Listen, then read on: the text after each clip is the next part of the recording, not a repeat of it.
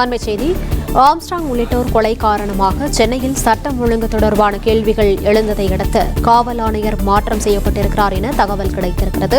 இதுகுறித்த கூடுதல் விவரங்களை எமது நிர்வாக ஆசிரியர் மகாலிங்கம் வழங்க கேட்கலாம். மகாலிங்கம், வணக்கம். விவரங்களை சொல்லலாம். வணக்கம். பகுஜன் சமாஜ் கட்சியின் மாநில செயலாளர் ஆம்ஸ்ட்ராங் கொலைக்கு பிறகு பல்வேறு கேள்விகள் எழுந்திருக்கின்றன. குறிப்பாக அரசியல் பிரமுகர்களுடைய பாதுகாப்பு மற்றும் சட்ட ஒழுங்கு சீர்கேடு என அரசியல் எதிர்க்கட்சியினரும் தொடர்ந்து கேள்விகளை எழுப்பி வந்தார்கள். இந்த சூழ்நிலையில் தமிழக முதலமைச்சரின் உத்தரவின் பேரில் ஒரு முக்கியமான முடிவு என்பது எடுக்கப்பட்டு சென்னை மாநகர காவல் ஆணையராக இருந்த சந்தீப் ராய் ரத்தோர் தற்பொழுது வேறு இடத்திற்கு மாற்றப்பட்டிருக்கிறார்.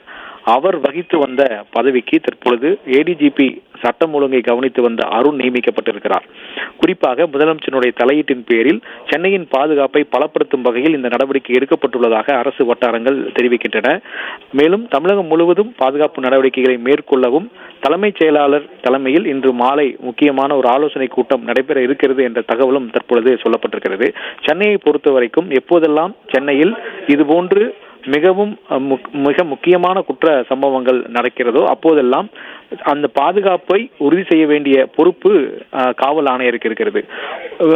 திருப்பாதி அவர்கள் காவல் ஆணையராக இருந்தபோது சம்பவங்கள் நடந்தால், குற்ற சம்பவங்கள் நடந்தால் உடனடியாக களத்திற்கு சென்று ஆய்வை மேற்கொள்வார்.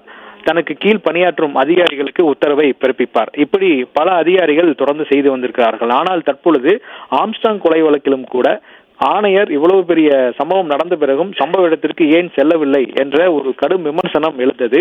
அதே போல இறுதி ஊர்வலம் நடந்த போதும் அவர் ஏன் சென்று சட்ட ஒழுங்கு விவகாரங்களை கவனிக்கவில்லை என்ற ஒரு கேள்வி எழுந்தது. இது கடும் விமர்சனத்தையும் எழுப்பியது. ஏனென்றால் ஆணையராக இருப்பவர் அவருடைய கட்டுப்பாட்டிற்குள் இருக்கக்கூடிய பெருநகர் பகுதியில் எங்கெல்லாம் இது போன்ற குற்றங்கள் நடக்கிறதோ நேரடியாக அங்கு செல்ல வேண்டும். அங்கு சென்று களத்தில் என்ன நடந்தது என்பதை நேரடியாக ஆய்வு செய்ய வேண்டும் என்ற ஒரு எதிர்பார்ப்பு மக்கள் மத்தியில் இருக்கிறது.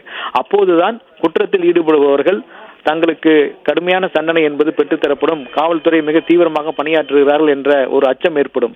ஆனால் ஆம்ஸ்ட்ராங் விவகாரத்தில் அவர் நேரடியாக சென்று பார்க்கவில்லை. அதாவது ஆணையராக இருந்த சந்தீப் ராய் ரத்தோ நேரடியாக சென்று ஆய்வு செய்யவில்லை என்ற ஒரு குற்றச்சாட்டும் இருந்தது.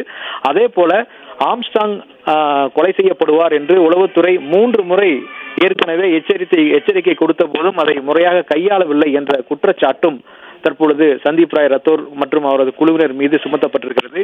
ஏனென்றால் தலைமை அலுவலகத்தில் இருக்கக்கூடிய அதிகாரிகள் விவரங்களின்படி 3 முறை ஏற்கனவே எச்சரிக்கை என்பது கொடுக்கப்பட்டிருந்ததாக சொல்லப்பட்டது. ஆனால் செய்தியாளர் சந்திப்பில் அப்படி ஒரு எச்சரிக்கையே வரவில்லை என்ற ஒரு தகவலை சந்தீப் ராய் ரத்தோர் சொல்லியிருந்தார். அதுவும் ஒரு மிகப்பெரிய சர்ச்சையை தற்பொழுது ஏற்படுத்தியதாகவும் கூறப்படுகிறது. எனவே இப்படி அடுக்கடுக்காக பல்வேறு புகார்கள் தற்பொழுது சர்ச்சைகள் எழுந்த நிலையில்தான் இந்த மாற்றம் என்பது நிகழ்ந்திருக்கிறது.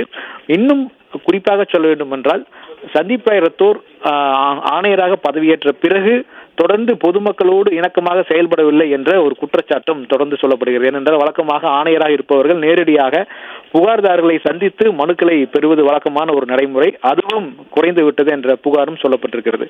இன்னொரு பக்கம் குற்றம் நடந்த இடத்திற்கு அவர் நேரடியாக செல்வதில்லை என்ற ஒரு குற்றச்சாட்டும் சொல்லப்பட்டிருக்கிறது. மேலும் குற்ற சம்பவங்களில் உடனடியாக கொலை மற்றும் மிக மிக சென்சிட்டிவான கேசுகளில் அவர் எப்படி கையாளுகிறார் என்பதிலும் தற்பொழுது மிகப்பெரிய கேள்வியும் எழுந்திருப்பதாக அரசியல் தளத்தில் கேள்விகள் எழுப்பப்பட்டன. அதை அடுத்துதான் தற்பொழுது இந்த மாற்றம் நடைபெற்றிருப்பதாக சொல்லப்பட்டிருக்கிறது.